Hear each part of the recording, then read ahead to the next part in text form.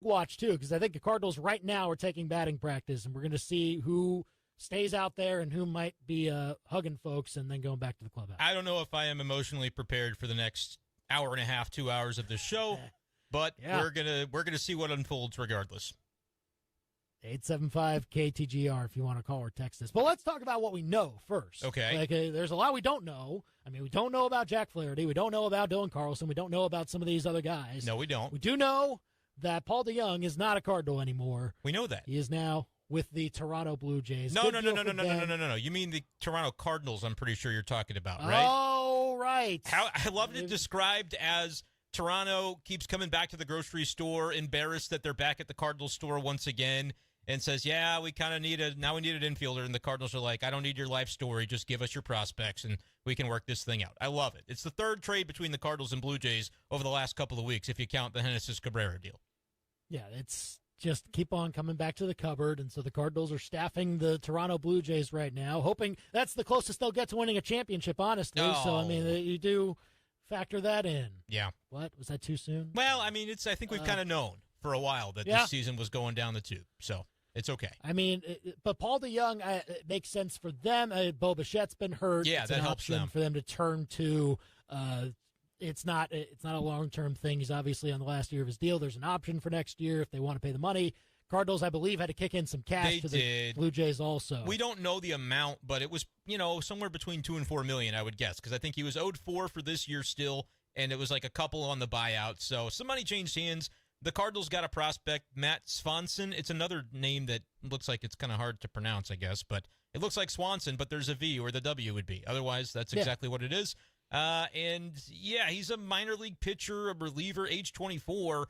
He's only ever pitched in like high A, low A, but has good numbers this year, like a 1 ERA. And so I imagine he'll go to Double A for the Cardinals, Andy. But for a guy pitching at those levels at age 24, he's not what you'd call a top prospect. But as we have reiterated, you weren't getting top prospects for guys at this deadline, and Paul DeJong in particular, because he was owed money. So you have to consider the financial implications of it as well. But, Andy, it opens up a spot at shortstop for, I don't know, there's this guy at AAA that I think might be pretty good for the Cardinals. So maybe we see him, Mason Wynn, here before too long.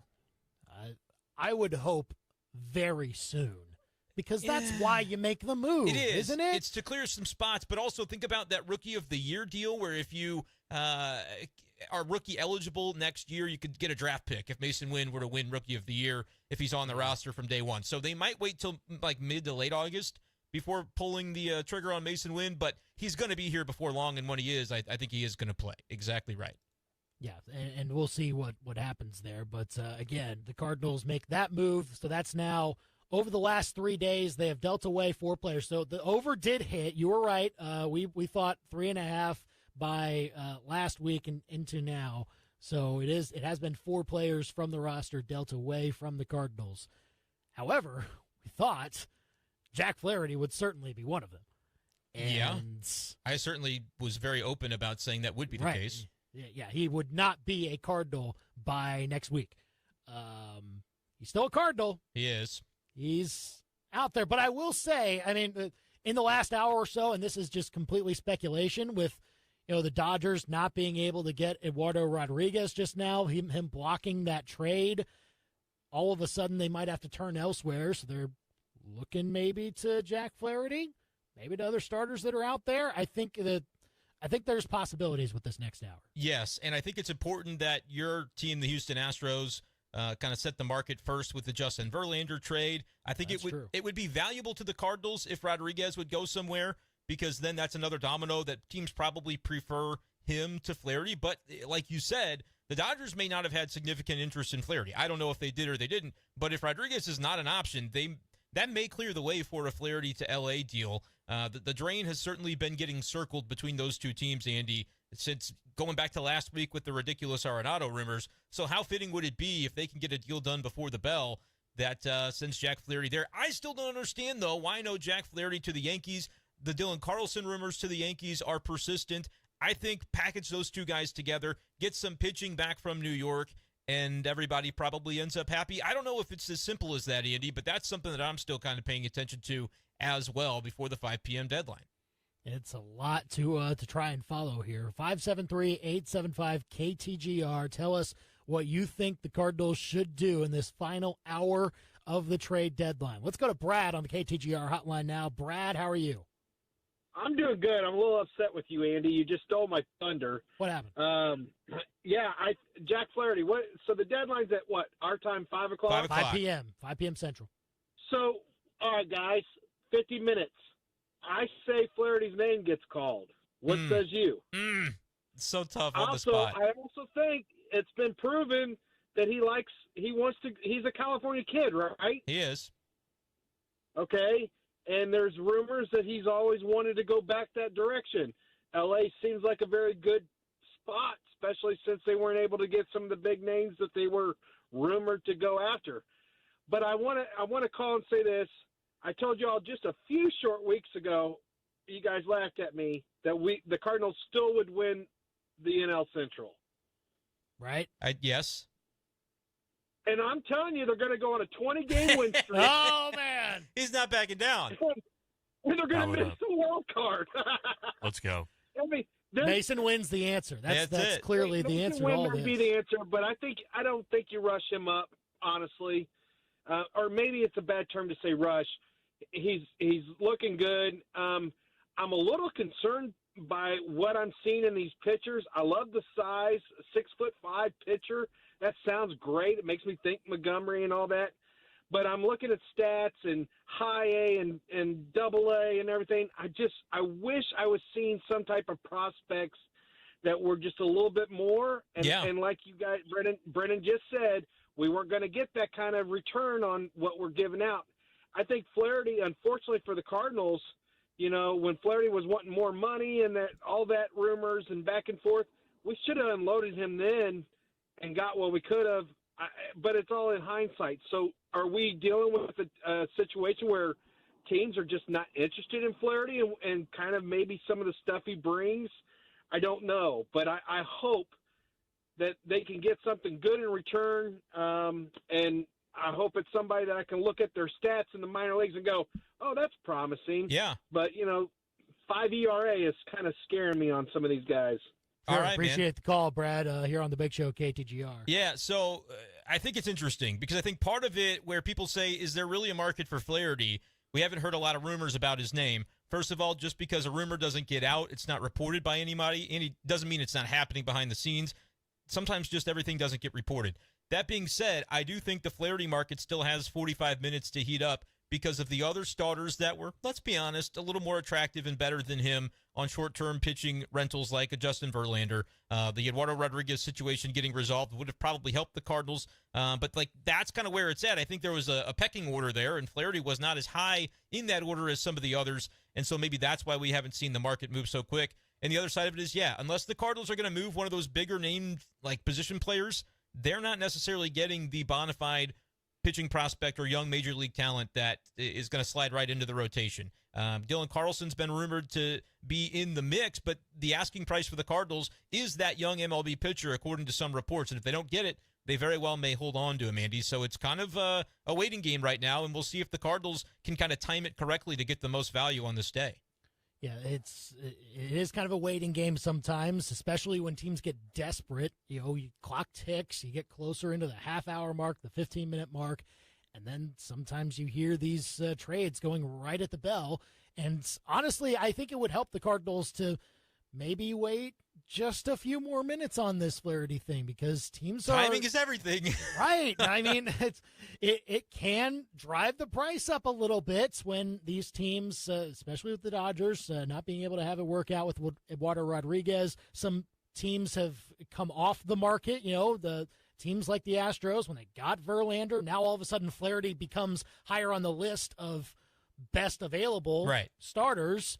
So, I mean, you're talking about finding ways to manipulate the value just in the final minutes here, and that can help with the Cardinals here soon. Yeah, and I'm still kind of curious. It's something that you mentioned yesterday, and I said, well, it doesn't have to be this way, that the Cardinals would combine a guy like Dylan Carlson or Tyler O'Neill with Jack Flaherty to get a better return. And I kind of said, it could go either way, but I think you may have been onto something, Andy. That might be the only way the Cardinals can realistically get the type of value they want for either or both guys. Because remember, they don't have to trade Dylan Carlson today. He is under team control for several more years. If they ultimately do decide to clear that outfield glut, they can do it in the offseason. There's not a lot of a rush to get to that point, especially now with DeJong gone. I know this may kind of sound counterintuitive, but with DeJong gone and the guy that had been playing a lot of center field, Tommy Edman, as another option for your infield, that could kind of bring things back a little bit for the outfield to say it's not as crowded as it once was. You still really do have 4 for 3 spots, but today Jordan Walker, at least in the lineup we've seen so far, is the DH. So you can do some different things to allow for that while Tommy slides back to the infield. But I think the Cardinals are in a spot where they would trade O'Neill or Carlson, honestly, but they're going to have to make sure they're getting the return that they feel comfortable with and good about on these guys that are not expiring contracts. But my goodness, with Flaherty, he's expiring. I know they might think the reporting from Derek Gould last night suggested that if they don't get a trade done involving Flaherty, maybe you offer him that qualifying offer in hopes that he accepts it. But I just think that's kind of a fool's errand of a plan, because you can't predict what's going to happen between the next 2 months on whether, A, you'll want to offer Flaherty that QO and whether he might be willing to accept it, depending on how he performs down the stretch. 875-KTGR if you want to call or text us here on the show. Oh, man, I love the speculation now. Is there something new? Oh, okay. James texting in 875-KTGR. St. Louis Sports Station reporting Flaherty was on the field working out and 20 minutes ago went into the clubhouse. Oh, my goodness. Ooh.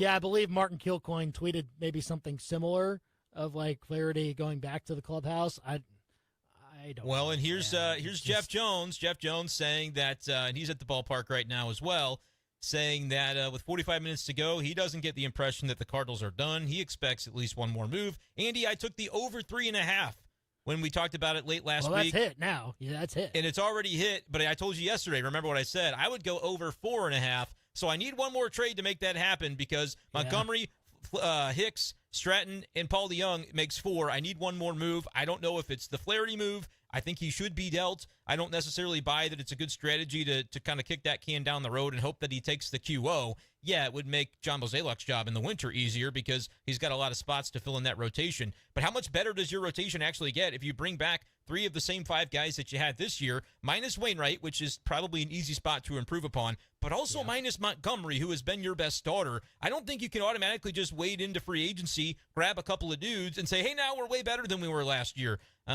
It's not a knock on Flaherty, but I don't think it's just a guarantee that adding him back for next year is a path toward becoming better. I would get a prospect right now. Look at what Justin Verlander went for. You're an Astros fan. You recognize that the Astros gave up a couple of nice prospects in that deal. I know Flaherty's no JV, but come on. Like the rental pitching market is hot right now. Cardinals got to take advantage. Yeah, you can get something for him, and it can be something pretty good, because the options are waning for some of those teams that are still out there looking for ways to shore up their rotation for the postseason, and you can take advantage of that big time. I want to ask about the Yankees track, because I can't let it go. It has seemed for weeks and weeks like the two teams would match up, and now that reports are trickling in again about their interest in Dylan Carlson, what do you think about that notion? If you packaged Carlson together with Jack Flaherty, would you be able to pry a Clark Schmidt? Do you want Clark Schmidt? Do you want Clayton Beater, the AAA prospect? I would ask for nothing less than Clark Schmidt. But here's the deal on Schmidt. That was what it was. Let me describe this for you.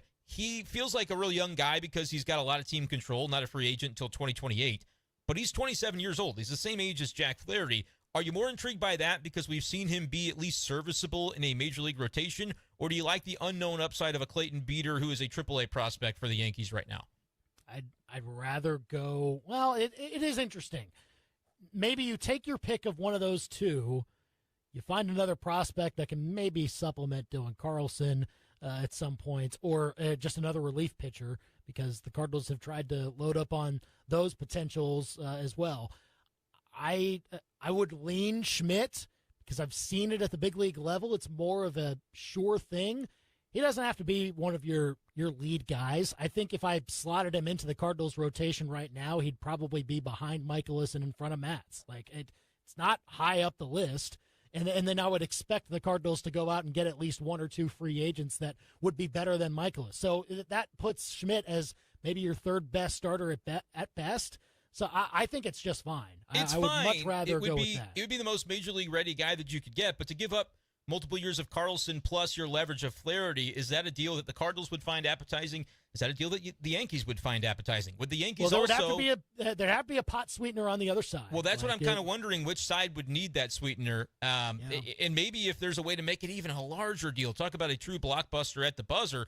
What if you added in a catcher? Because the Cardinals have quite a few of those, and the Yankees had their catcher Trevino go down recently for the season. That's true. I don't know how much the Yankees really care about that, because are they prioritizing this year, or is it just more of a general long-term plan to say, we need some hitting now, we'll need it in the future, let's go after a Dylan Carlson? I don't really know what their mindset is, Andy, necessarily. But see, the thing it's is, interesting. I don't know, but I don't think the Yankees have really made any deals yet. They've been quiet. This cycle, they've been very quiet. And you know who else, unless I've missed it, the Orioles have also been kind of quiet, haven't they, for a team that should be like hot and heavy right now?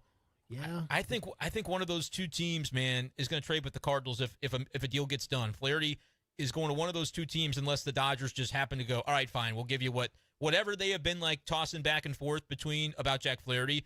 If they just decide, whatever, we didn't get Erod and we thought we could and he declined us, we'll take Flaherty at the buzzer because he's better than nothing. Other than that, I think Orioles, Yankees are two great options for the Cardinals and Flaherty. And there are a lot of options that you can pick from to make sure you get something good in return for a guy like Flaherty. And both teams, by the way, might want Dylan Carlson, too. You could do a one-stop shopping kind of deal with either the Yankees or the Orioles if the Cardinals were able to figure that out. So we'll see what happens for all of that. Again, we want your calls and your texts. What do you think the Cardinals need to do in the final minutes of the MLB trade period? The deadline is at 5 p.m., so at the top of the hour, we'll know essentially who is and is not on the Cardinals anymore, and it'll be a few minutes afterwards because the deals sometimes trickle in late. They do. And we'll find out a little bit after the fact. But 875-KTGR to let us know what you think. We'll talk more Cardinals trades up next. And so far, who are some of the big winners of this MLB trade deadline? And one big injury about the Cardinals to talk about as well. That's next. true. Yeah, we'll get some thoughts on that also. That's next after this here on The Big Show.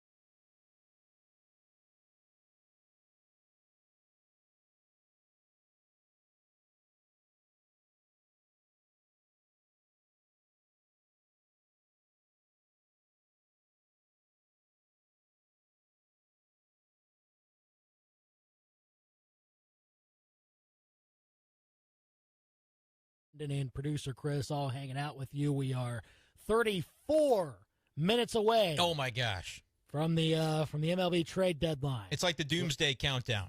That's how it seriously. feels. Yeah, it's tick, tick, tick. So we'll see. 33 minutes. Oh my goodness. gosh! Oh God! You know what? The whole show shouldn't just be this, though. That would be kind of boring. Yeah, just we should probably. I disagree. We can ramp it up. We'll try to not count down the minutes as much as possible as the Cardinals look to make maybe one more trade. They know that Jack Flaherty could still be generating some interest with some teams. Starting pitching market is starting to wane a little bit across the league. Will somebody finally pull the trigger on Jack Flaherty? We'll see. 875 KTGR if you want to call or text us. The Cardinals did pull the trigger on Paul DeJong. He is now off to Toronto in exchange for right-handed relief pitcher Matt Swanson pitching at high A for the Toronto organization. I will say this, just my quick analysis of it for that trade in particular. Yeah, it's really all you can get for Paul DeJong. And here's the thing. If Matt Swanson, the minute he becomes a big leaguer, it's a success. Interesting. That's what I would say. For a guy who's drafted where he was, yeah, it's kind of taken him maybe a couple of years to work up the ranks. He has had a really good year this year, right? Between low A and high A, so maybe it means a promotion in the Cardinals organization. He'll be. I think he actually did, Andy, go to Double A for the Blue Jays. He just hadn't pitched yet. Okay, so that's good. So we'll find out a little bit more about what he's about. Yeah, he'll be a Double A guy for St. Louis, I imagine. So I like that we'll get to see a little bit of what he does, a level up, and but seriously, any kind of serviceable pitcher that could maybe give you some sort of time in the near future definitely would be a win for Paul DeJong. Yeah, think about a couple of different aspects to this. One, where Paul DeJong was the last 2 years, right, with a 500 OPS and getting sent down to Memphis for parts of the year, was not somebody you thought you'd really get anything for, especially with the money he was owed. That was kind of viewed as like a dead weight contract in many ways coming into this year. Paul DeJong deserves credit for reestablishing himself as a big leaguer that other teams want, right? He's going to be on a contender is probably a depth piece, especially once Bichette comes back. But that says a lot about his ability to kind of reinvent his career. And I also want to shout him out. He was in St. Louis yesterday, Andy, doing charity work with Ronald McDonald House Charity right up until the very end, knowing that he probably wasn't going to be in St. Louis for much longer. Paul DeJong's a great dude. He's the kind of guy that Cardinals fans should root for when he gets to Toronto, and he's there with Jordan Hicks and Genesis Cabrera. So I feel like that's an American League team, other than the Rangers maybe, for Cardinals fans who want to follow Montgomery and Stratton, that Cards fans can kind of look to in October and go, all right, I'm pulling for those guys because, Paul DeJong deserves your respect, I think, for what he was able to do over the past 12 months after being in a real dark place. Yeah, it's great to see him get back to that spot, a spot where the Cardinals can actually use him as a piece going forward. So good luck to Paul DeJong. Hopefully he makes a run with Toronto there in that couple-month stretch. We'll say, though, that then opens up a spot at shortstop for potentially Mason Wynn. I think so. Of course, Tommy Edman is back from injury. I believe he's at short tonight. He is indeed. Not yet for folks who were wanting that. And the other thing is that I think we could most likely see Mason Wynn very soon because, Brendan Donovan's not going to play anymore this season. He's Brendan Donovan for the season due to I had to do it. I'm sorry. I'm sorry, but it was sitting right there in my lap. Oh, please. You thought I wasn't going to take that opportunity? Well, I knew you were going to do it. I had to do it. 6.5. It's pretty good, actually. Okay. All right. You guys know I love Brendan Donovan. Here's the deal, though. He's got the flexor tendon issue. He has not been able to play the field defensively because of the throwing arm soreness, and it's persisted. It's lingered. And the Cardinals are looking at this like, listen, this is a dead year. He went to Dallas and got a second opinion, and the result of that has been, all right, we've let this go on long enough. Let's have that flexor tendon surgery. I don't know exactly what surgery it is, but it's one that I think by having it now instead of waiting until November, you probably get Brendan Donovan close to full go by spring training. Don't quote me on that, but I think the timing of this is very fortunate for the Cardinals because they can have August, September, and then the entire offseason for him to get going on that recovery. I would be surprised if it's a standard recovery if he would miss time next year. It may be DH-only duties in April. Remember how Bryce Harper, I think he had the full-blown Tommy John surgery, and he was back by May 1st at least hitting for the Phillies. Right. And that was in November. We'll get more from Will Carroll tomorrow on this specific issue, and I'm sure he'll have good insight for us when we talk to him. But that is kind of the situation where it's like, hey, it's a lost year. Donovan is so valuable. He's a Gold Glover because of his utility defense. Get the surgery now. Be ready to go for 2024. That's when the Cardinals are going to be all in on trying to fix this thing. I think it's a good move, and yeah, it kind of makes the logjam ease up just a little bit so when you talk about the remainder of this season for St. Louis. Yeah, and hopefully Brendan Donovan comes back a little bit stronger from that, and his defense is definitely a plus wherever he is, and so it's good to get that done as quickly as possible. I think so. When the season is lost and everything's going on. But let us know what you think, Cardinal fans. 875-KTGR. Does this mean Mason Wynn needs to get the call? He has not gotten the call yet. Not yet. Remember, shortstop. That whole new thing about if you've got a rookie that starts the season on opening day with the roster and spends X number of days, when he wins Rookie of the Year, you get a draft pick. The Mariners took advantage of this with Julio Rodriguez.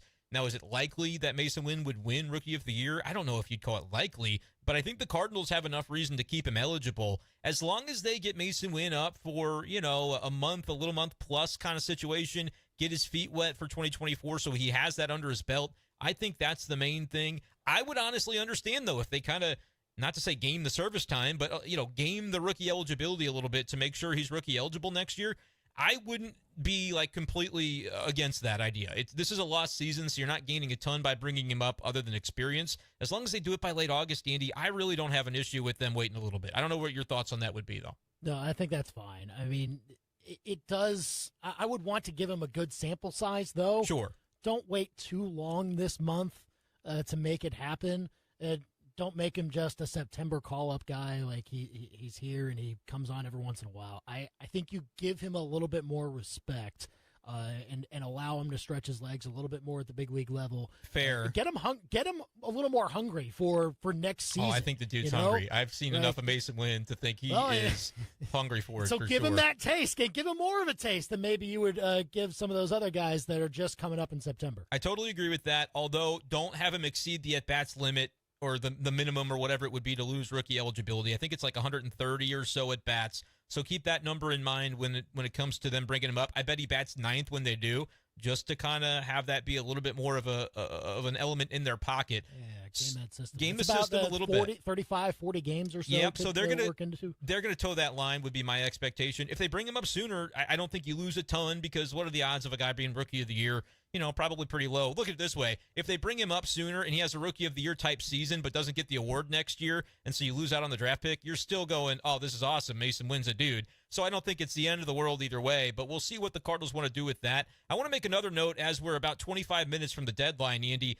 This is from Jeff Jones. This is from Jeff Jones again of the Belleville News-Democrat. I've got the reporter's tweets up on my screen here because anything could happen right now as we're on the air. Jeff says that Ollie Marmol said the expectation is for Gorman to take off today with his back soreness, be available tomorrow. If anybody was looking at that Cardinal lineup and going, where is Nolan Gorman and why is he not in the Cardinals starting 9 on trade deadline day? I am freaking out here. I think he still had that little back tweak, and so I believe that explanation. I don't think there's anything nefarious going on there. They're not going to be trading Gorman. I would be surprised if they were trading Tommy Edman. I know that name is kind of floated around, but with trading DeJong, I don't think they would zap all of their shortstop depth just like that. It's not to say they couldn't move another infielder / outfielder come November, December, but right now it would surprise me. Both Edman and Carlson and even O'Neill are in the lineup today. So if there is a move at the buzzer here, Andy, there will be some changes going on with the Cardinals lineup, but we'll just kind of have to wait and see what that looks like. Well, probably the most likely guy to exit that lineup would be Dylan Carlson, who is batting ninth tonight. It could be. I'm not counting out the idea of an O'Neill trade either. Remember, the reason that it was reported, I think first by Katie Wu, that the Cardinals weren't likely to trade Tyler O'Neill wasn't because they weren't willing to. It was because they kind of figured the asking prices were going to be higher than other teams were willing to pay at this point in time because they know O'Neill has value. They just want to let it simmer a little bit and have him build that back up after the injury. If the Cardinals suddenly get the offer from another team who thinks about O'Neill the same way that they do and values him similarly, I think something could get done there, and it could be in conjunction with wherever Jack Flaherty goes. I don't know, Andy. I'm kind of I'm kind of stumped right now as to whether Flaherty is going to get moved or not. It's really kind of 50-50 in my opinion at this point. Well, again, it is an absolute surety that you should have tried your best to get him off your team. Okay, I know you keep saying, get him off your team. Yeah, get him off the team. Which is rude. Get something for him. I know what you're saying. Putting it that way. I'm going to cut you off, Andy. Joel Sherman tweeting out, the expectation is still that the Cardinals will trade Flaherty and could be in conjunction with those two outfielders that we were just talking about. And he names the Dodgers and the Braves as possibilities for that type of blockbuster deal. So just up to the minute information. Wanted to get that out there. No, that's it. And look, the Cardinals should do whatever they can to maximize Jack Flaherty's value with what he is right now. It would be a failure if he is still on the team tomorrow. I think so, too, because you can't guarantee he'll take that qualifying offer. I get that it's nice and tidy because then next year you have another starter, but it's a starter that was on this kind of failed rotation this year, and how good would you have to do in free agency to kind of have the equation of Montgomery plus Waino be significantly less than whatever two guys you go out and get in free agency, right? So that's kind of the math that I'm doing. And it's not necessarily cost controlled because he gets something like, what, $20 million? 20 for a year. Offer? That would be it. Yeah, and it would be year. Kind of a pillow contract, but it would at least give Mozeliak a chance to kick the can down the road on a long-term solution for that rotation spot, which may be a good thing, maybe a bad thing. I don't really know. Andy, what are your percentages right now on the Cardinals getting this big-time deal done with an outfielder in Jack Flaherty? Like, what do you think? I saw the Joel Sherman tweet right after I said 50-50. Now I'm 60-40 that they do it. The smoke is there, man. The smoke is there from enough places that I think something happens. I'm 48-52. Oh, no. Happening. Like, it's oh, no. Not quite 50-50. Now, here's the thing. Like, it's not get easy. It. You need to make the move, but it takes two to tango. Somebody's got to want this deal to get done also. And, yeah, it would be a colossal failure if you're unable to get it done. This season has been a colossal failure for the St. Louis Cardinals, so I'm not putting anything past them. I know what they should do. I don't know if that's what they will do. Oh, you got to have faith right now, Andy. You got to have some faith. I'm trying to. The reports are coming out that it's everybody's talking building. about John Mozeliak and how a terrible job he's done. Now, wait and then all a second. of a sudden, they're like, oh, he's definitely going to get this done. Week and a half ago, I said I trust Mo at this deadline to do what needs to be done. And wouldn't you say so far he's done that? He's hit the over. We said 3.5. So far, he's has hit the done over. that. Yes, he has hit the over there. And I said 4.5 would happen yesterday, so screw it. I'm 80-20 that the Cardinals get another deal done because I want to be right with what I said yesterday on the over 4.5. Cardinals traded at this deadline, not counting Cabby because that was like a fake trade anyway. Right, yeah, he's DFA'd. But 21 minutes to go. We're still counting down. I know. That's the show. People get it. People get it. That's the show. We understand.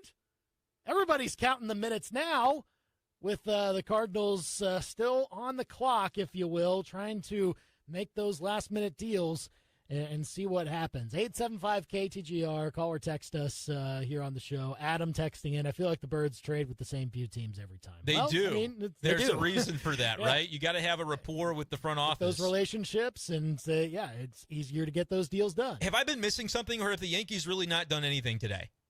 Nope. Like, did I miss a deal? I think Joel Sherman tweeted this out, too. 29 MLB teams have made at least one trade since July 1st. The one team that has not is the New York Yankees. Even the Royals have made a trade. Like, it was a bad one, but they did were dumb trades. Yeah, but at least they're doing something. At least there's something. I know. How mad will their fan base be if a deal doesn't get done? Part of that, to me, is why I anticipate some action on that front, and the Cardinals just make a lot of sense. I don't know. Braves and Dodgers are being thrown around when it comes to Flaherty, Carlson, O'Neill. Real quick, Andy, would you rather, let's say the deal happens, Jack Flaherty is going with a Cardinal outfielder for something that the Cardinals need. Would you rather that outfielder be O'Neill or Carlson that goes with him? Based on, like, who you want to see stay, but also who you think might be able to trump up that package for more value coming back to St. Louis. What do you think? Tyler O'Neill. You want to see him gone? Yeah. In the words of Andy, get him off this team, right? That's kind of the way you phrase it. And I've said that about O'Neill already. Oh, you have. I called him your guy, but I really said that out of some twinge of sarcasm because he's not really your guy. But man, oh man, it's getting exciting now. It's getting down to the wire. We'll talk much more about it. We'll go a little bit off base with Under the Bus coming up You next. know I'm cutting in on Under the Bus if something huge Oh, happens. yeah, Like, yeah, you just better be You ready have, for me to blow this up. You have carte blanche to do that. Whereas during Under the Bus, oh, it's going to be a nightmare. The it'll top be 5 my and 5 will be a big nightmare today. yeah, as that'll I just be. Oh yes, read breaking news. Oh my goodness. The late deals that trickle in. I don't want to hear that done podcast. before the deadline, but the news doesn't come out until later. Yeah, that's coming up at the 5 o'clock hour, and we'll react to the last minute deals coming up at 5:05. And Will Carroll, the injury expert's going to join us too at 5. Oh, that's right. I said tomorrow for Will, but it's just next hour. He's going to be here it's today. Just next you hour. ding dong. It's even you don't have to better. wait that long. It's even better. I need to know his Brenden Donovan thoughts at 5:25. So even better. So that'll come up here on the Big Show after this live local sports center. Now, your local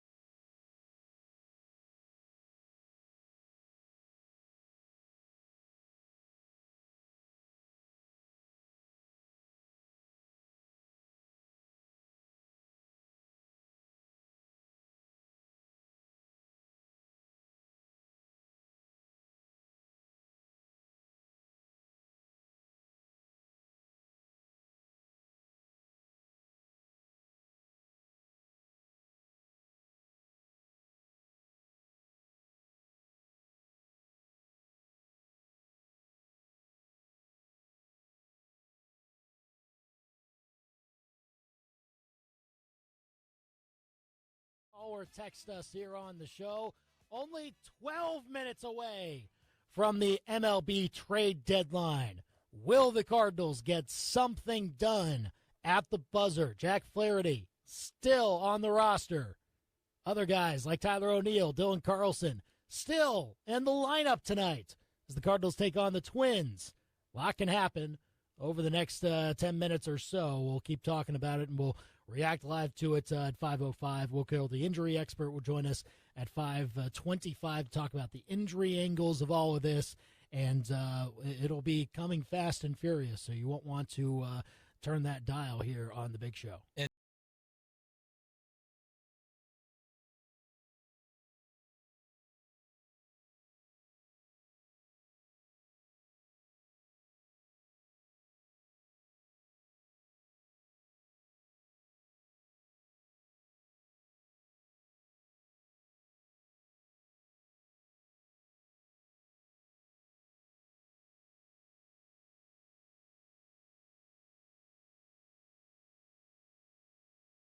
Yeah. That's exactly why I did not like this whole Twitter Blue stuff. Yeah. And yeah, I know they have a different name. I'm still calling it Twitter. Me too. Don't care. Fight the good fight. Yeah, it's still Is Twitter. it still called Twitter Blue? I don't know. If That's a it's not. great question. X no Blue? idea. I don't know. I'm not looking. I'm not worried about X Plus? I'm not looking. I'm not.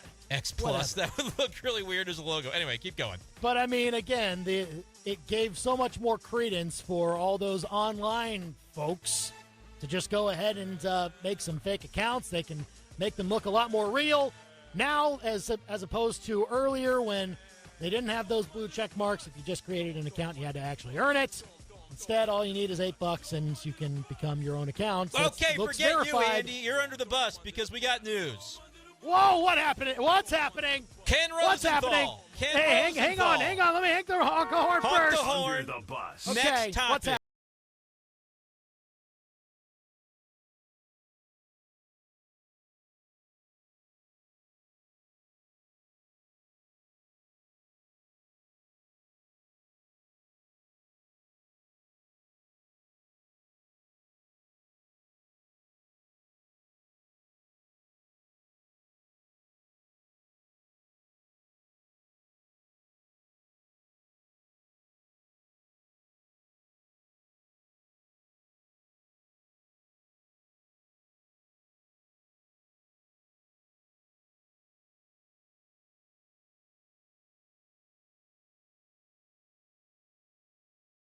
You keep watching that. I'll continue. Meanwhile, You can try. I'm going to rant on the U.S. women's national Go team real for quick. a little bit. Did See you how stay long up late you to watch got. that game? I did not. Well, here's the thing. I was up anyway because I was feeding my 1-month-old daughter. Nice. So, nice. I mean, it was up at 2 a.m. High-scoring to feed. affair, though, this game, right? No, it was 0-0. So a soccer game. Cool, got it. No, Real rock fight, it was baby. a low-scoring soccer game. Portugal and the United States drew. The United States just snuck out of this group by the skin of their teeth, and they were one kick off the post away from being eliminated from the World Cup.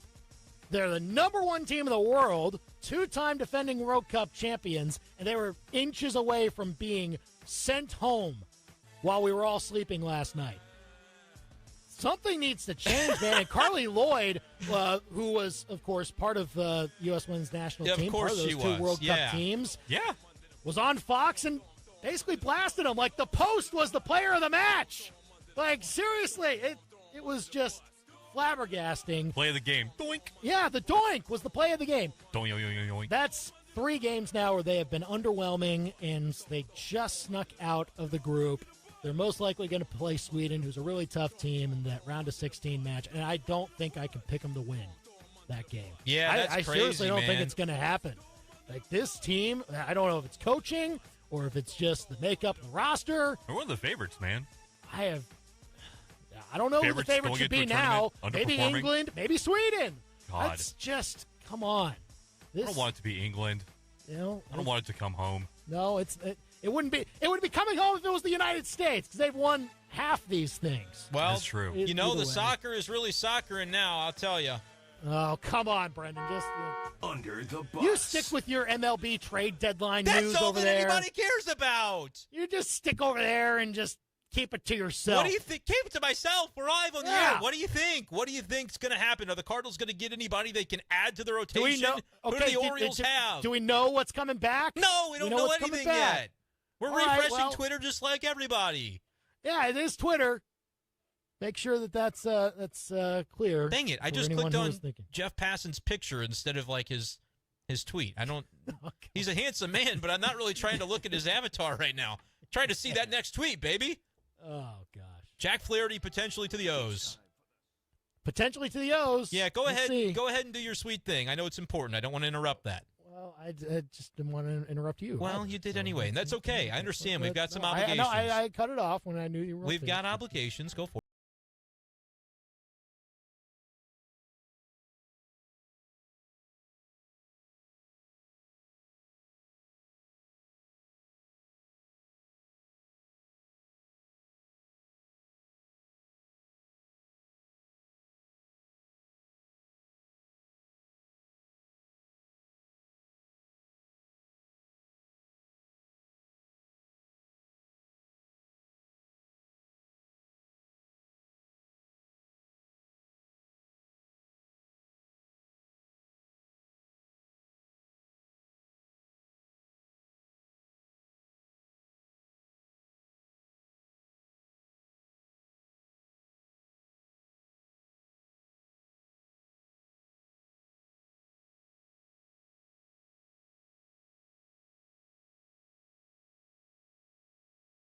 You're right. It's all the same. I've got a lot of questions about that. Well, I mean, he's on the watch list, so don't ask questions. Just appreciate it. It's all good. That's fine. Congrats to those guys, and there will be more guys making those lists. Maybe those guys will be on multiple lists as the season gets closer and closer. That's so sweet, Andy. I'm excited about that. Okay. More speculation. We don't know. Anything more? We got 5 minutes to this deadline. When we take our commercial break, we'll come back with a top 5 at 5 that will ultimately melt my face because I don't know what I'm going to talk about because there's a lot of different things flying around right now. So you'll want to stay tuned for that. But, Andy, I need a prediction. I need a thought here. If you think an outfielder's going, is it just going to be Jack Flaherty?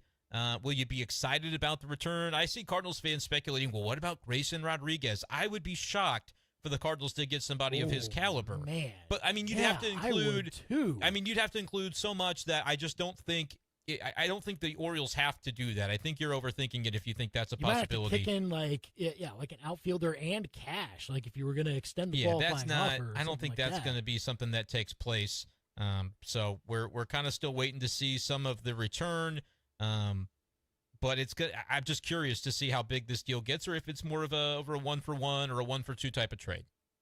Well, we'll see what happens here as the Cardinals reportedly have traded or are close in to the process trading away Jack Flaherty, finalizing a deal to the Baltimore Orioles. That's according to both Ken Rosenthal of The Athletic and Jeff Passan of ESPN, trying to cross off the T's and dot the I's and see what happens. And we'll see what the return is for Jack Flaherty. And if there's anything else going with Jack Flaherty to Baltimore, reportedly, we will likely have that in the coming minutes as the trade deadline is just 3 minutes away. So make sure you stay tuned. We'll react in real time up next on The Big Show during the Top 5 at 5. And Will Carroll, the injury expert, joins us at 5:25 here on The Big Show.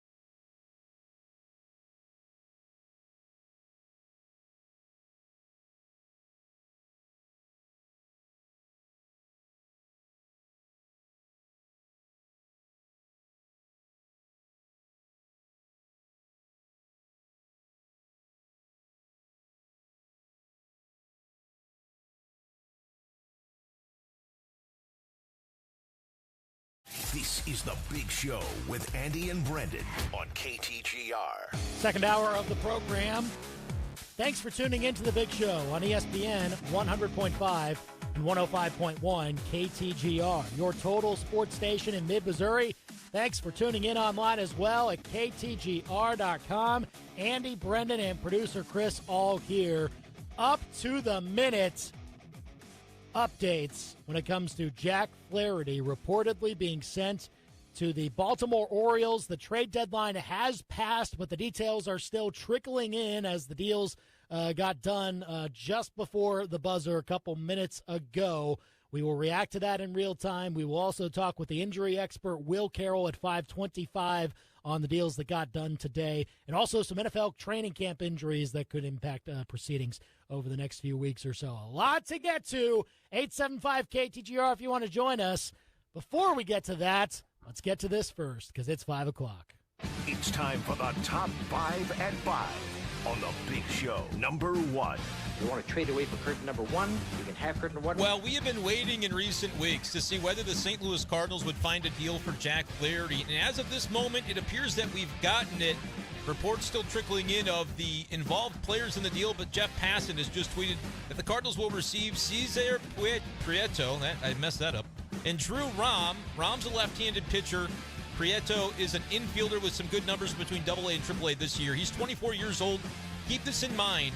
Wherever these guys are ranked in the Baltimore Orioles system, you know that they're going to be better ranked in the Cardinals system. Baltimore was one of the best farm systems in the game. We don't know whether any other outfielders or the like were included at this point. It seems like that's not the case. But, again, details can keep trickling in. Number 2. Number 2, your timing is impeccable. We do know the details on the Paul DeJong trade that happened earlier today, as it has been officially announced, and the Cardinals get minor league reliever Matt Swanson, who's got a 1.11 ERA between low A and high A in the Toronto system. He's 24 years old, which means he probably should be competing at a higher level than low A and high A, maybe double A when he comes to the Cardinals. But for that reason, he's not a top prospect. He's not even in Toronto's top 30. But I think that's okay, because bottom line is that Paul DeJong was owed a chunk of money still, including the buyout on his deal. So the Cardinals just had to find a way to get him somewhere else to allow Mason Wynn to have room to thrive. I think Wynn's going to be coming up, maybe not right away, but sometime later in August. I think you'll see him in St. Louis. Number 3. Little Astros news for Andy, because he is the resident Houston Astros fan. Justin Verlander back to Houston. I wonder if it was worthwhile, though, to give up Drew Gilbert. He's a big-time prospect for the Astros. Andy didn't seem too concerned when I asked him about it earlier today. After all, flags do fly forever, except, of course, when there's an asterisk involved. Number 4. Oh, I shanked it. Again, lots of smoke today on the Cardinals' outfield situation. Would they trade Tyler O'Neill or Dylan Carlson? As of yet, I'm refreshing my Twitter feed. I haven't seen anything on it. I think if they do end up holding all these guys through this deadline today, it probably means the offseason will be filled with at least one trade to clear the logjam in the St. Louis outfield. Number 5. With the 5 fingers, say to the face, slap. And Kansas City Royals, guys, you doing okay out there? I mean, thanks for participating anyway in the MLB trade deadline with the Nicky Lopez for Taylor Hearn deal that we made a lot of fun of yesterday. But unless I'm missing something, producer Chris, I haven't really seen any news splashes by Kansas City for a team that definitely needs to rebuild. I don't know how much of that they did at this deadline. That's the Big Show's top 5 at 5 on KTGR. 875 KTGR if you want to give us a call or a text. There was a little bit of talk of the Royals and Marlins talking about Salvador Perez. That's a little cute. bit. I like a little talk. Yeah, it was sort of like the Nolan Arenado to the Traded Dodgers Jose stuff, Quas but, I mean, for... They did do Somebody. that deal. Yeah. Yeah, somebody that's going to AAA Omaha. That's that what they traded move was Jose actually Quas pretty for. decent, but yeah, outside of that, not a whole lot. Not really, no. Great stuff. Thanks for I mean, playing. What great confidence. Thanks They for gave playing. cash Kansas City Royals organization. They gave cash considerations to the Angels for a dude they DFA'd like a week before that. Yeah. Well, that's great. Just gather up all the players that have been DFA'd in the last week or so and put them on the Royals. Carlos That'll fix Hernandez it. is still around. Ryan Yarbrough's still around. Brady Singer's still around. Scott Barlow's still around. As far as Sorry I know. about you. Sorry about you. But Jack Flaherty was traded. We did see that happen. Flaherty was traded. That is true. They got that done. apparently the return, according to Jeff Passan of ESPN. Cardinals are getting infielder Cesar Prieto. Prieto's closer than what I did. Yeah. And left-hander Drew Prieto. Rom. Maybe it's Prieto. Cesar Prieto. Prieto. I'm just looking at Baseball Reference. It looks like an Ato. But at any rate, pretty good. Little 24-year-old infielder. Again. I just did. It already happened. You just have to. You have to let it slide. Let it slide for now. But Drew Rom, 7-6 at AAA Norfolk so far this year with a 5.34 ERA. He has struck out 100 hitters in 86 innings. 100 strikeouts. Is that right? Yeah, that's right. That's pretty good. DrewRom.com. This year so far? Yeah. I like that. 5.34 ERA is not glowing, but this is, again, the type of move that we're talking about when it comes to the Cardinals. If nobody was in this deal, which I think it was just Jack Flaherty going to Baltimore, this is the kind of return that you could expect. And I'm not going to give the Cardinals any grief for the return on Flaherty because I just felt it was super important to have a return on Flaherty. Don't give me that line about, well, we can sign him to a qualifying offer. No, that's not what you needed to do at this deadline. You needed to do what Andy said, get him off the team, get him to a contender. I like that the Baltimore Orioles made this deal, by the way, because I really think they owe it to their fan base to try. And now that they're like on top of the world and they've been so bad for so long, it'll be an interesting fit to see how Flaherty mixes in there. But I like that they're making a move to improve their team at the deadline. As for the Cardinals, you get a high strikeout pitcher who's obviously got some flaws if he's got a 5-point-some-odd ERA. Looks like the walk rate is his flaw. 46 walks in 86 innings this year, Andy, at AAA Norfolk. That's a lot. That's a lot, but it's kind of the types of pitchers that I think we've been talking about. And the Cardinals, in similar way to how they handled the Rangers deal where they sent Montgomery and Stratton, the Cardinals got a good infielder back who's got some upside. And you might say, well, it's a logjam already at the position player group for the Cardinals. Why does this matter? Sometimes that's just there's a deadline. It's 5 p.m. and you've got to make a deal. And they're willing to give you this player who's got some value and is talented. Looking at Prieto's numbers this year between double and AAA, OPS total of 868. So solid numbers. He's hitting 349 overall with a 393 on base and a 475 slug. Like, a dude seems like a good contact hitter. Not a ton of strikeouts. Andy, in 364 plate appearances, this kid has struck out 27 times all year. That's pretty good, 27 man. strikeouts. Like, man, I'm not saying he's going to be somebody that they use, but I bet when there's not a deadline like November, December, if they need to trade from their infield group, either this guy can slot in as a utility infielder or whatever the case might be, or he could maybe be traded in November, December to help you out elsewhere. He's listed second base, shortstop, third base. I think the Cardinals are stockpiling assets, and they can sort it all out in the offseason when they need to, but they've got some value, and they wouldn't have with Jack Flaherty. He was not tradable in December. He wouldn't have been on your roster. So I say this is a nice move because it's a move that they got done before 5 p.m. Well, yeah, you have to make sure that you get something for a guy that is going to be on an expiring contract, and so the Cardinals got that done. They avoided what I would have called a complete failure for not getting Jack Flaherty off the books for now and getting something back. But, hey, Drew Rom, you think we could – I don't know if he's debuted in the big leagues before. It doesn't appear that he has. DrewRom.com? No, just minor league appearances for him. He has only made minor league appearances, and yeah, he got to AAA. He's got to buy that web address, too, if it's a thing. DrewRom.com? DrewRom.com? No, it looks like it's a woodworking website. Well, it was a thought. By the way, not related to John Rahm. They don't spell their last name. They don't. It's spelled like CD-ROM. Yeah. If CD Lamb had his last name, then he would be CD-ROM. Yeah. But anyway, no, he's never pitched in the big leagues is the answer you were looking for. I mean, do you think I don't think he's beyond the 40-man roster unless they give him I mean, the Cardinals have he would be Rule 5, I think. I don't know if he was on the 40-man with the Baltimore Orioles. He was. So he would be on the 40-man with the Cardinals. I don't know if he would be on the 26-man. You might as well bring him up. I know the numbers aren't great, but the strikeouts, sometimes guys that have kind of mediocre-looking numbers in the minor leagues, they get that motivation of now I'm in the bigs, and if they have a high strikeout type of arm, you could throw this guy in your rotation right now if you wanted. But Liberatore is a guy that, according to some reports I've seen from the ballpark today, is likely to get some starts down the rest of the way to kind of see what that looks like. I would throw DrewRom.com in that mix as well if they want to, but they may just send him straight to Memphis. But, Andy, there's going to be spots in this organization at the major league level that they've got to fill. Like, they just traded away 3-4 different pitchers in the last few days. They're going to have to backfill that some way or another. So some guys are going to get an opportunity, and we'll kind of end up seeing who that is. Yeah, right now it's Steven Matz and Miles Michaelis, and that's it. You got Liberatore on the roster. Guys that have, Liberatore will most likely make some starts. Wainwright, of course, is still back healthy. That's a easy one to forget about, but Wainwright is still there. And then you leave the last spot for one of these dudes, Dakota Hudson, Drew Rom, somebody like that. Or if you want to maybe take a flyer on one of those other younger guys that maybe is looking good. I don't know, but there's a lot of options.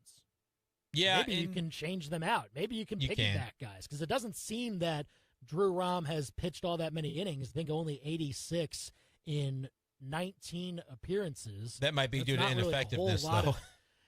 Well, that's true, but that's not a whole lot of innings per game. So maybe you don't bring him in as like a sure starter. He might go right to AAA. We're kind of speculating here. We don't know where they'll send him, but the 100 strikeouts and 46 walks in 86 innings tells me not the most efficient in terms of getting the most out of his 90 to 100 pitches on a given day. But again, I think this was kind of what you were looking at.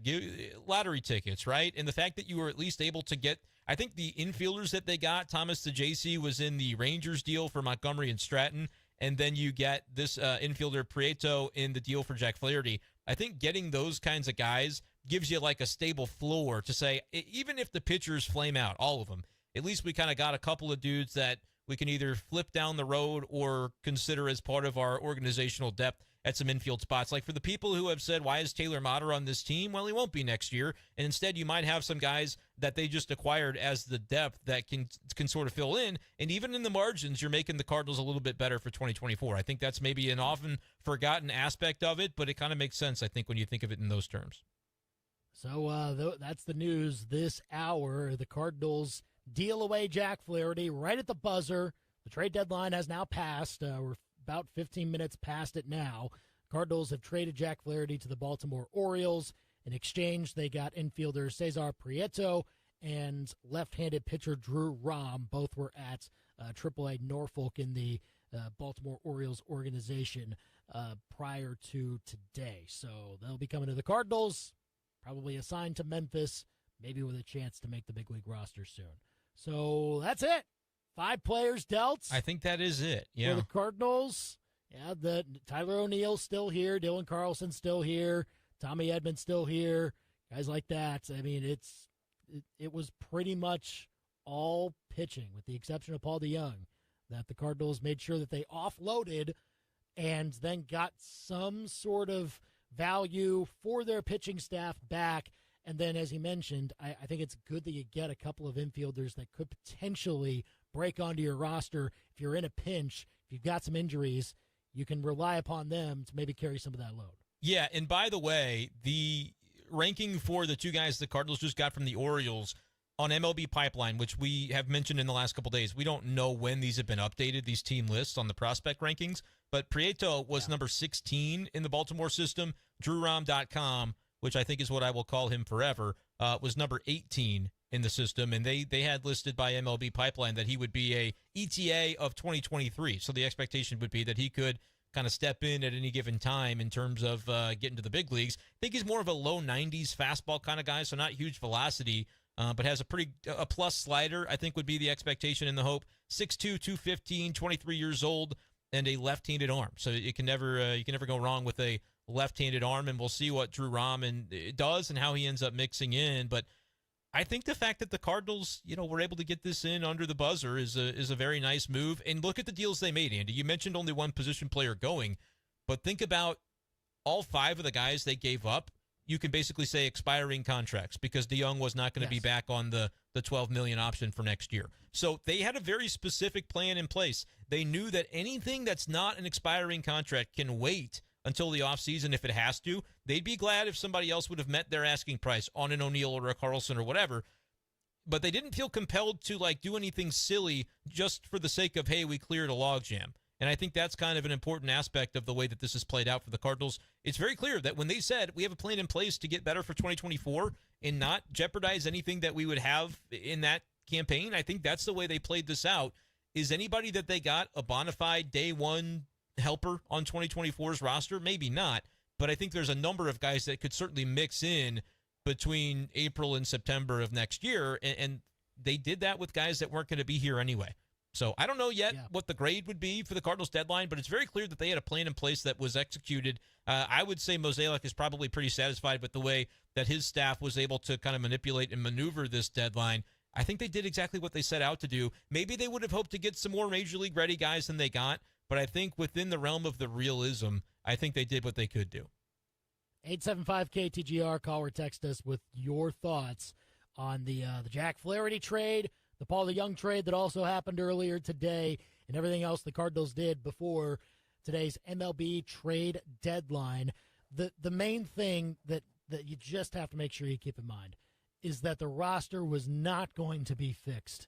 Bingo. In these last few days. It was not going to be completely put back together. Okay, now everything's good. Now you've got the pieces to compete. No, you have to set yourself up for that. You have to get as much value as you can. Now you've got the tools potentially to make trades in the offseason, bring in a bona fide starting pitcher if you want, but you do have to make sure you attack free agency a lot better than you did this last time around. Because, again, basically two guys from the roster right now, or the rotation right now, Miles Mikolas, Steven Matz, you can pencil in for next year, but there's a whole lot of spots up for grabs, and you need to make sure you fill them and not just leave it up to some of these other guys. Like, it's not to say Drew Rom can't take one of those spots, but I don't think you plan going into 2024, Drew Rom's our fifth starter. Can't do that. No, you can't, and I don't think they will. I think John Mozeliak, when he speaks to the media here any minute is happening at Busch Stadium,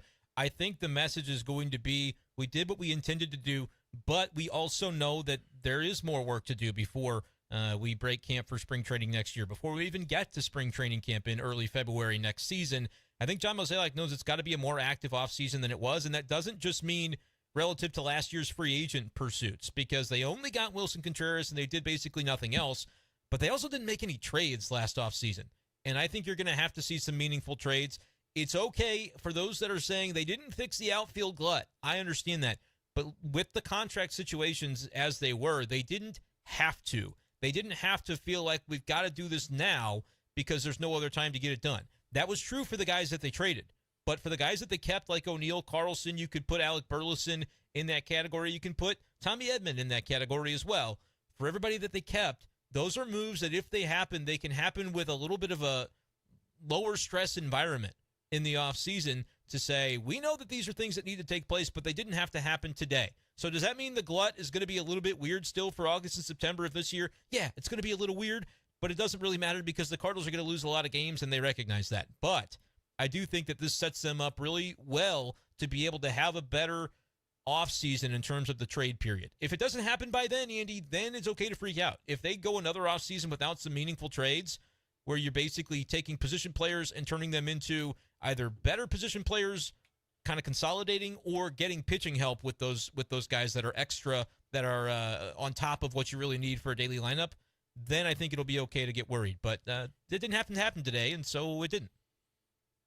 And that's a good thing. The Cardinals did what they needed to do to at least set themselves up for getting the roster ready for 2024. Did the Cardinals get everything they should have gotten? 875-KTGR. Give us a call or a text. What do you think about the Flaherty return? What do you think about the Paul DeJong return and everything else the Cardinals got over this past weekend and into today as the MLB trade deadline has passed? There are still some deals like kind of trickling in. I'm seeing Jeff Passan. Yeah, I'm still kind of refreshing, hoping to see something else. But don't. I mean, hold your breath, maybe for the slightest bit longer. It's I would be surprised. Completely done. I would be surprised. I think it's about set because we would be seeing action from Busch Stadium. I think that we know about, like, hey, new lineup. Like, there are going to be some things that would have to change.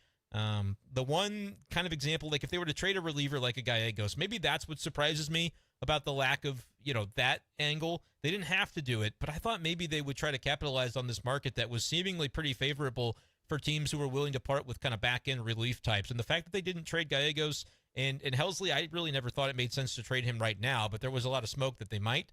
That might be the one thing that I would have thought they could have done that they didn't do, but otherwise I think it's fine. Oh my goodness, there you go, Producer Chris. We do get a trade. Producer Chris, for the we Royals. Did get a Royals trade. Ryan Yarbrough, he gone. Hey, Ryan Yarbrough is now a Los Angeles Dodger, according to Ken come on, Rosenthal. Doyers. Give me Mark something Feinstein nice on that one. It's just one of those where you say the Dodgers looked at how the Royals were going along this year and said, well, we got to have some of that for our World Series contending team. So instead of Erod, they get Ryan Yarbrough. I don't know if that's the deal they were hoping to make, but that just popped up about 4 minutes ago from Mark Feinstein. So he's been heating up. Well, Don't let him heat up. And again, remember Ryan Yarbrough was the guy that got hit by a line drive right in the head, and he recovered from that earlier this year. that's true.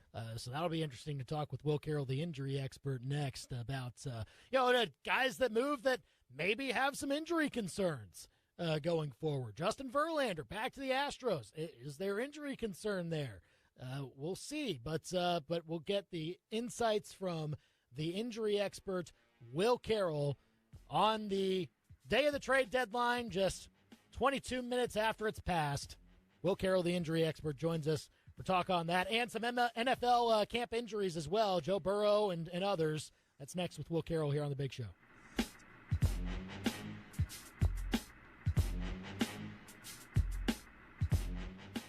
A big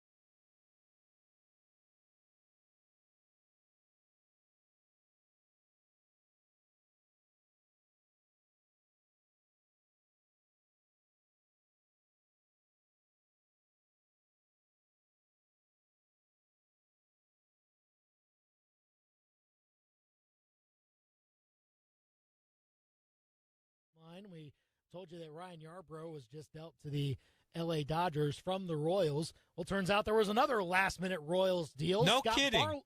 Scott Barlow's now a San Diego Padre. Happy trails, Scotty. So it's been real. It looked a little bit better. It looks a little bit better than it was looking for the Royals. Hey, let's see those hauls first, buddy. Let's see that return. Let's see that return. Come on now. Yeah, we need to maybe We're not trade out of the some woods of these yet. assets that we have and get some younger guys because we're terrible. They finally figured that out. But lots to get to, and we're glad to have Will Carroll, the injury expert, here to talk with us about it. You can find him on Twitter at Injury Expert. Subscribe now to his newsletter, undertheknife.substack.com, to get great injury info in Major League Baseball and info on trades, too. Will, how are you? I'm doing great. I'm glad this deadline is over. Well, quite the flurry there at the end. Yeah, there's a lot more still that we're waiting to see if there's anything else that these reporters are going to give to us here. Let's start with the Cardinals. Did, I guess, what they really had to do, take those expiring contracts and turn them into value from somebody. They get the deal done at the last minute from Jack Flaherty, Paul DeJong earlier today, Montgomery, Hicks, and Chris Stratton all dealt over the weekend. Just overall, with what guys are coming back to St. Louis in some of those deals, how do you kind of view some of that going forward? Yeah, you're exactly right. They had to go. It's interesting to see exactly where they went. Flaherty, everybody thought was going to the Dodgers, especially after they missed out on Rodriguez, who had a no trade. They missed out on Verlander. They just didn't have the return the Astros did. The Astros gave up the farm. Remember, they got penalized some first-round picks, so trading last year's first-round pick is really a big deal for them. The so-called brain trust down there in Houston really isn't one. Bad things are happening down there. So it'll be interesting to see. For the Cardinals, the interesting part for me is their return was very specific. They weren't willing to go get, these guys who are like 17 years old in the Dominican League who have all the tools. They wanted guys who they could define. So maybe they got a little less upside, but they got a whole lot higher floor on most of these guys. Almost all of them, to a man, are guys who are at least at AA, several that have just stepped up to AAA. So they're close. You kind of know who they are at this stage, and you know what you think you're going to get. So if they were going to have to cut loose guys, they got guys who should be there in 2024 and beyond. How good they are, that always remains to be seen. But at least they got exactly what they were looking for. Yeah, it's going to be interesting to see how that goes. Will Carroll, the injury expert, with us on the Big Show, KTGR. Will, I want to ask you about the Cardinals not trading away from their outfield glut, because that logjam is something we've talked about with you very often. It was rumored that perhaps Dylan Carlson, Tyler O'Neill, maybe even Alec Burleson would be on the block. Is it your viewpoint the same as mine, that it just seems like those are moves that the Cardinals know they need to make, but they didn't have to happen today? And when you look at the moves they did make, everybody they traded was essentially a rental. Is that kind of how you see that, or where are you on the glut that still exists in that Cardinals outfield? Yeah, I think there are a couple of factors that go into that. I mean, the first is that the injury situation is still a problem. As much as that's a logjam there, that there's a lot of pieces and parts. With Donovan and Gorman both injured right now, you don't know what's going to be there next week. And you have to trade some guys, and this is the hard deadline now. We don't have the waiver trade weirdness that we used to. I'm not sure they were very sure on it. I talked to some sources that knew what they were asking for Dylan Carlson, and it was a little high, so it's not like he had to go. But I think that really the injuries kind of pulled things back, and that's kind of been the story of the season. I think that's a fair point. And speaking of one of those injuries, I wanted to ask you about the update now on Brendan Donovan. We know he's been dealing with that flexor tendon issue, and he has not been able to throw and play the field for a number of weeks, which is a big part of his value as the reigning Gold Glove Award winner as a utility fielder. He's going to go ahead and get that surgery. What do you know about the recovery time, I guess, on this surgery, Will? I kind of think about Bryce Harper getting the Tommy John in November and then being able to hit by May 1st. Donovan's defense is much more important to his team than Harper's to the Philly. What do you think about the situation with Brendan Donovan? Yeah, flexor tendon usually is about 6 months. It's an unusual injury for a player. For pitchers, it's certainly, unfortunately, all too common. So I do think having it now puts him in place to be back for spring training, maybe not day one, but pretty close, and certainly for opening day. So, part of that decision that they've made is, hey, we're not going to go anywhere this year. You start laying down those things, saying, you know what, you need to have surgery at some point. We're not waiting till the end of the season. You can go ahead and go. And I think that's simply what this was. They'd been dealing with it for a while, and now you go get it fixed. Will Carroll, the injury expert, with us on the Big Show, KTGR and KTGR.com, at Injury Expert on Twitter. The last-minute deals that the Royals made, Scott Barlow's now a San Diego Padre. Ryan Yarborough's now with the L.A. Dodgers. I know he was one of those guys that took the line drive to the head earlier this season. It seems that there hasn't been too much wrong with that going forward, and I suppose the Dodgers just had to get somebody when they missed out on Erod and maybe even Flaherty at that point. Yeah, they missed out on everybody. Yeah, they were in on Dylan Cease. They were in on Justin Verlander. They were in on a couple others, I'm told, and just they couldn't get it done without giving up tip-top prospects like Emmett Sheehan. They just don't have the pitching to give right now. They're looking for innings, and Ryan Yarbrough gives them that. I think this is a good acquisition for them. I mean, certainly he was plan D or E, but hey, he's going to be live innings and take some pressure off a guy like Emmett Sheehan, who's getting into deep waters right now. As talented as he is, he's never gone this far in a season, let alone in a playoff race. So they've got to find some way to just fill in those innings, and Yarbrough is a low cost. And, he can go out there and have a couple good weeks. There are a lot of pitchers, Zach Greinke coming to mind, and I'm really stunned he didn't get dealt. Yeah. They can get into a playoff race, and suddenly something happens. They focus. Having that winning feeling, being off a losing team maybe is part of it. But you can go and have a run, and that's all you need, really. We're talking here on the Big Show with Will Carroll, the injury expert. You can follow him at Injury Expert on Twitter and subscribe to his newsletter, undertheknife.substack.com, for all the MLB injuries. Will, I want to know your take on the Yankees deadline, because obviously they're down in the AL East, but still with a pretty solid record. But we know the kind of deficiencies of that lineup right now. That fan base, I feel like, is probably not too happy with the kind of lack of moves. But are they ever happy? They're never happy. But what are your thoughts on that? Because I did expect maybe more urgency from that group to try and make something happen. Dylan Carlson rumors had swirled around, nothing coming to fruition there. But what are your thoughts on the Yankees right now? Yeah, it's a little surprising, but I just don't know what this Yankees team is. I think when you take a look at getting Judge back, what he can add to that team, he's certainly not a trade deadline guy, but it's roughly equivalent when you get an injured player back. You're adding to the lineup. I think if they can just get healthy, that's a pretty good team. They've got 3 or 4 good pitchers. They've got certainly power. There's a ton of disappointment, but there's also a lot of young guys on this team. Anthony Volpe has been really good at some things. His defense, his speed, has been really bad at other things, like getting hits. So he can use that speed. He's kind of Willie Mays Hayes right now. Good for the movie, bad for the reality. So I was a little surprised they didn't get things done, but I don't feel like the Yankees have to go out and get things done. And I also think they didn't want to gut their farm system. It's not terribly deep. It's not terribly top-heavy, so they couldn't go out and get a Flaherty. With what teams were asking, Dylan Cease, they wanted a number of prospects. Flaherty, they wanted upper-level guys that the Yankees just didn't have.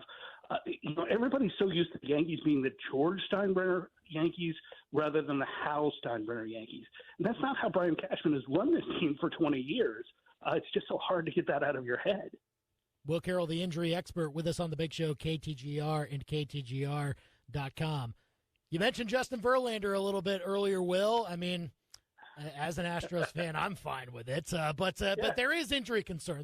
I keep forgetting you have that character flaw about I'm never giving it up. Sorry, nobody's perfect. But hey, still near 40. He's still going to be pitching into his 40 years, as long as the Astros keep him for as long as his contract is active. So, just what injury concerns do you have with a guy like Verlander at this point?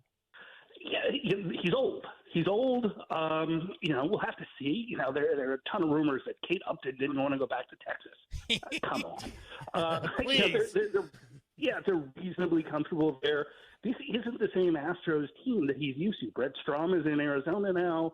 That was a big comfort to him. It's not the same GM. It's certainly not the same brain trust with Jeff Bagwell seated at the right hand of ownership, who is very, very involved and was evidently involved in this. This is one of the phrases that I'd never heard before. Additional amenities.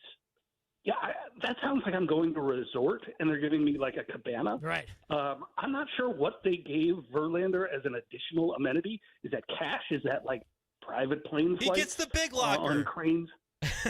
Yeah. Does he get the Barry Bonds 3 lockers thing? What is it? But they wanted him back. There's a comfort level with what he can do. There's also some history. If he, he's not going to get it on this contract, but if he gets to like 285 wins, do you sign him to another one to get him to 300, which might be the last 300 we see for quite some time? There's a number of things, but I think it was mostly he was really good. Max Scherzer was in Texas, and they needed to answer that, and Jim Crane did it. Will Carroll, the injury expert, with us on the Big Show, KTGR and KTGR.com.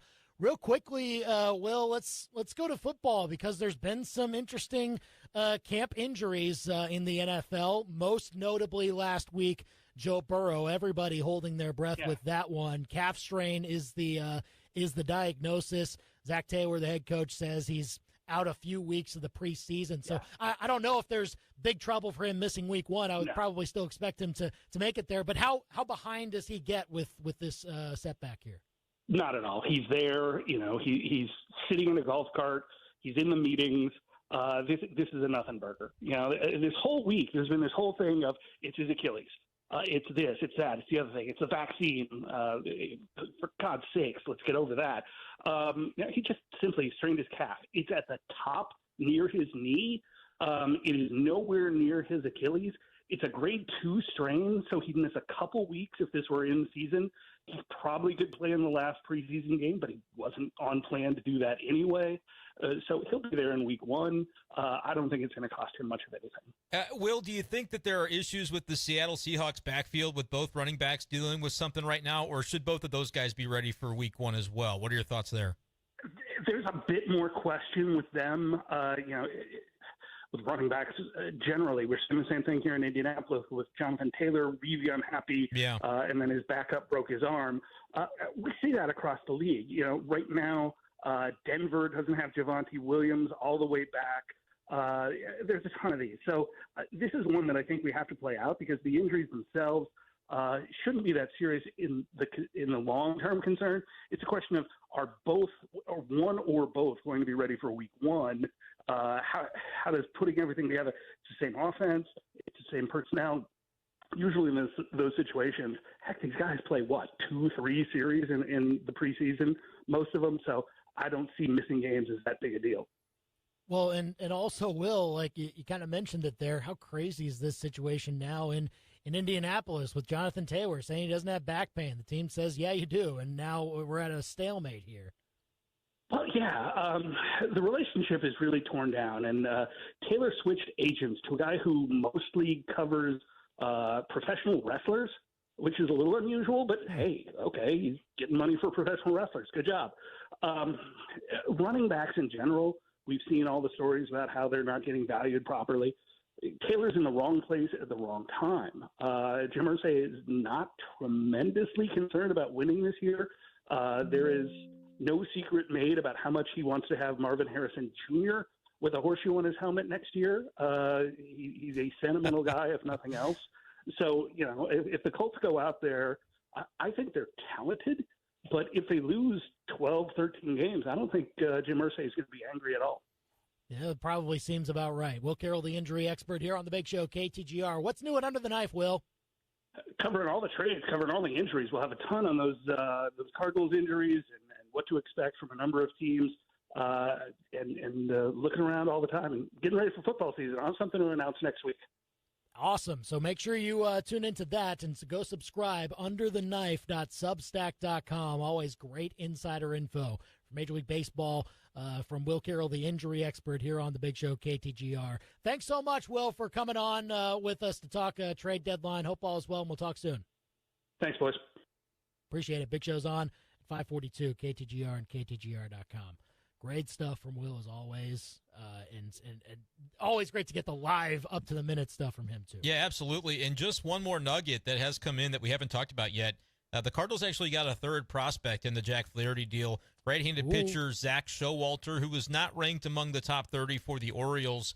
And I know that Buck Showalter used to manage for them, but there is not a relation there from what I am to understand. That I was immediately thinking that also. I've Googled this pretty quickly, and I don't believe that's the case. But nevertheless, he doesn't really fit the billing on the other types of prospects the Cardinals have picked up. He was an 11th-round pick last year out of Wesley Chapel, Florida. So a high school kid that was drafted and has only pitched in low A so far this year, but has 3.1 ERA in low A as a 19-year-old this year. So that's kind of more of that long-term lottery ticket but like that's almost like getting a draft pick, later draft pick. He was an 11th rounder just as recently as a summer ago, but kind of another kind of flyer the Cardinals can take on the Jack Flaherty deal. You get 3 prospects for one guy, you take it. Get as many as you can. Totally. All those dice rolls, that's totally fine. So the Cardinals get what they can for Jack Flaherty on that expiring contract right at the buzzer at this MLB trade deadline. And we'll talk more about it here on the Big Show, KTGR. Up next, we'll finish out the show. And if you want to keep listening to the show, make sure you're doing so online at KTGR.com or on the KTGR app, as Cardinals pregame coverage will come on the other side of this break at about 5:50 as we get closer and closer to that. So if you're listening on the radio on KTGR, that's what you'll be hearing. You can hear the rest of our show online or on the KTGR app. That's next after this Live Local Sports Center.